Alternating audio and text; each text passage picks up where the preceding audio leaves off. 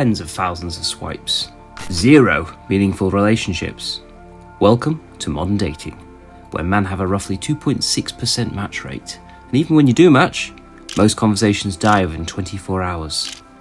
While large surveys report roughly 80% of Gen Z saying they felt lonely in recent polling, one company made $1.9 billion last year by monetizing that desperation. Over the course of this video, we're going to expose how Tinder transformed from a connection tool into a lucrative loneliness machine, and the 7 ruthless business lessons that made them billions, whilst leaving millions empty-handed and broken-hearted. But first, you need to understand just how one simple swipe interface managed to reshape an entire industry worth billions. How did they do it? Through one simple promise: that technology would fix dating. No more awkward bar approaches, no more blind dates from hell, just swipe right on love. But here's what they don't tell you. People report swiping for years with few offline relationships. Long personal anecdotes exist everywhere, but large datasets show many matches don't progress to meetings. And according to multiple recent studies and reviews, heavy dating app use shows correlations with worse mental health indicators, depression, anxiety, and emotional exhaustion. How was this billion-dollar loneliness machine created? 2012, Sean Rad and his college buddies had a problem. Traditional dating sites felt clinical and desperate. Their solution? Make dating feel like a game. The genius wasn't the swipe, it was the psychology. Unlike Match.com's lengthy profiles, Tinder reduced humans into a split-second judgment. Hot or not? A binary choice. Addictive simplicity. By 2014, Tinder reported roughly 1 billion swipes per day. But here's where it gets dark. They weren't measuring successful relationships, they were measuring engagement.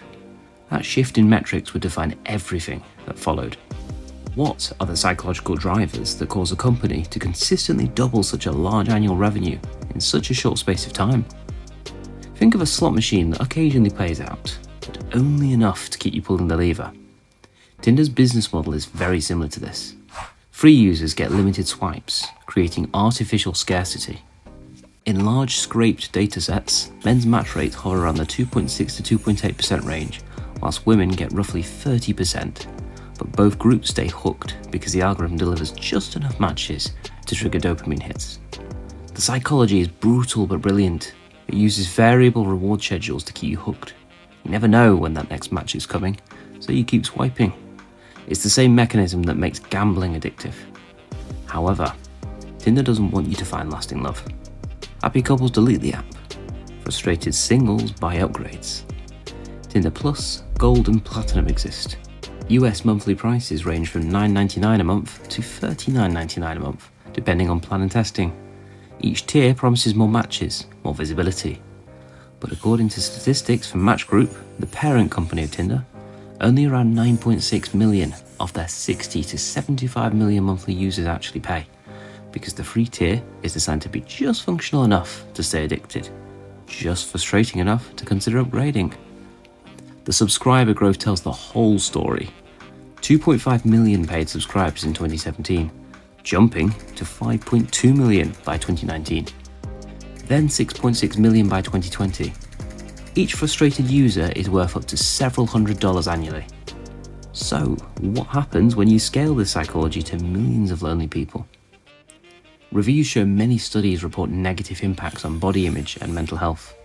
Results vary by population and method, but the pattern's clear.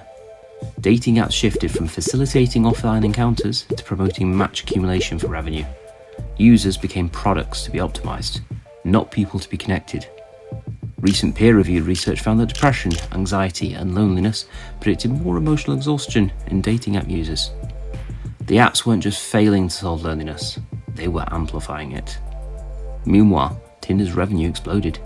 2018, $805 million. 2022, $1.79 billion. In 2024, roughly $1.9 billion. To put this into perspective, Match Group, Tinder's parent company, went from $1.28 billion total in 2017 to around $3.3 billion by 2023.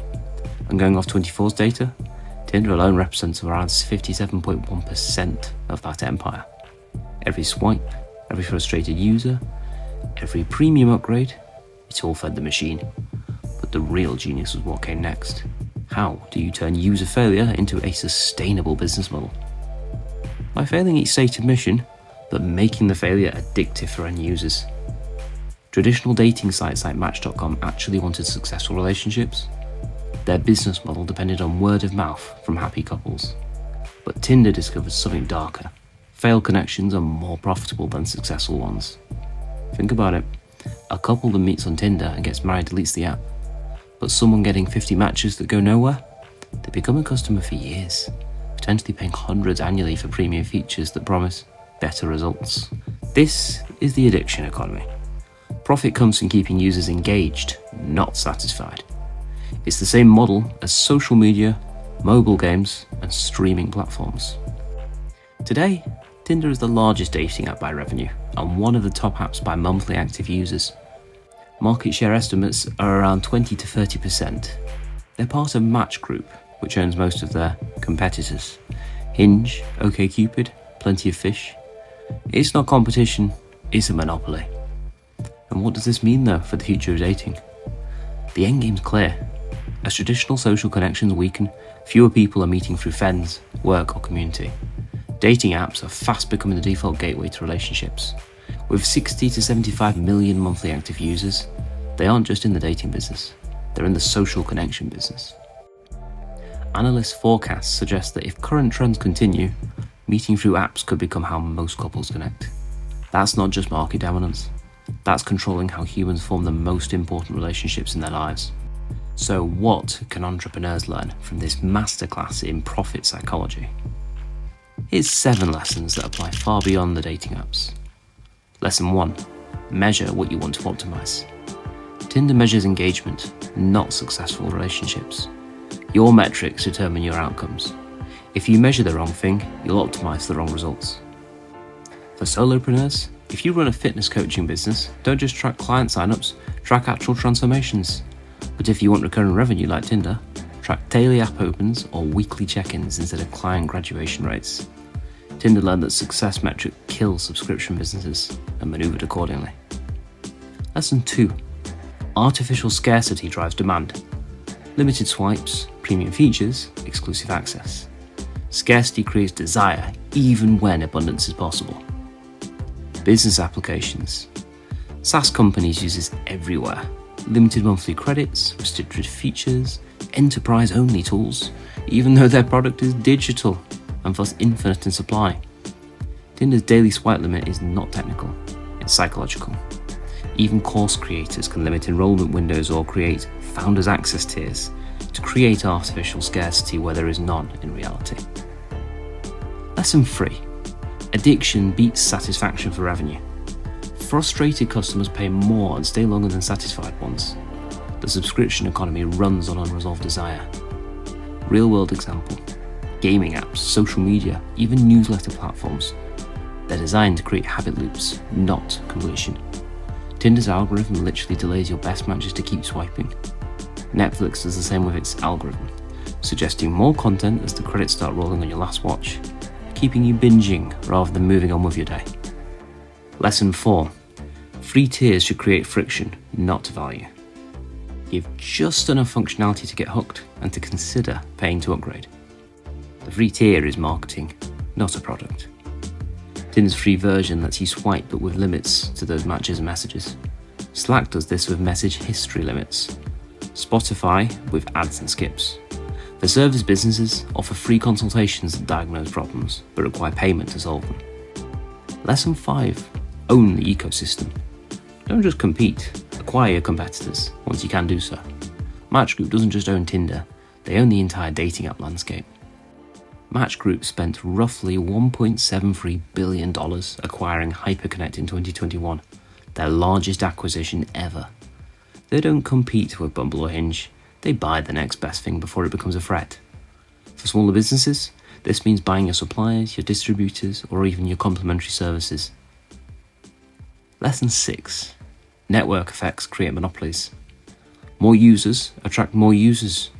In network businesses, first mover advantage is almost insurmountable. Tinder hit roughly 1 billion swipes per day in 2014 because everyone was on it. The same with Facebook, LinkedIn, and even local social media groups. For entrepreneurs, focus on one geographic market or niche until you dominate it completely. Then expand. Tinder started with a USC campus, not the entire world. Lesson 7. Exploit human psychology, not just technology. Variable reward schedules, loss aversion, fear of missing out. Understanding psychology and applying it strategically is a powerful lever for creating reliable income. Tinder's swipe interface isn't just technologically advanced, it's psychologically optimized. The uncertainty of matches activates the same type of variable reward mechanisms that gambling research links to habit formation. Smart business owners study behavioural psychology, not just market trends. Every notification, every colour choice, every button placement in your business should be intentional. Tinder makes billions because they solved the wrong problem brilliantly. They didn't cure loneliness, they monetized it. And the answer to how one simple swipe interface reshaped $1 billion industry? Well, they understood that in the world of dating, frustration is more profitable than satisfaction. And they then built their business model around maximising the value of every lonely, frustrated person on the app. Thanks for watching. If you enjoyed this video, please like and subscribe. It helps others find our content and helps us grow and expand the channel. Turn on notifications so you're the first to know when our next documentary drops. We cover anything that reshapes wealth and influence, whether it's a single person or an entire continent. If you want more, click one of the videos on screen now. I'll see you in the next deep dive.